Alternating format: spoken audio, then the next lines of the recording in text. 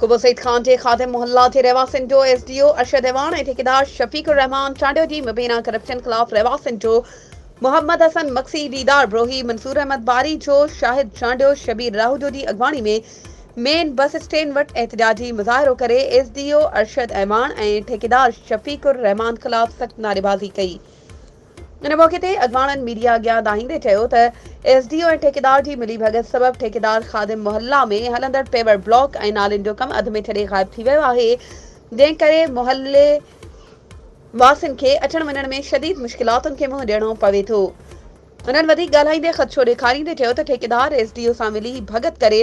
Paver block ऐं नालियुनि जा पैसा हड़प करे पेवर ब्लॉक ऐं नालियुनि जो कमु अध ते छॾे ग़ाइब थी विया आहिनि। हुननि हितां जे चूंडियल MPA मीर नादर खान मक्सी समेत आला ऑफिसरनि खां मुतालबो कयो त खादिम मोहल्ला जे हलंदड़ पेवर ब्लॉक ऐं नालियुनि जो रहियल कमु मुकमल कराए मोहल्ले वासियुनि सां इंसाफ़ कयो वञे। ॿी सूरत में एहतजाज जो सिलसिलो जारी रहंदो। वधीक ख़बरूं ऐं अपडेट्स जे लाइ असांजे चैनल खे सब्सक्राइब कयो ऐं हा बेल आइकन खे प्रेस करणु न विसारिजो त जीअं असांजी हर नई अचण वारी वीडियो तव्हां ताईं पहुची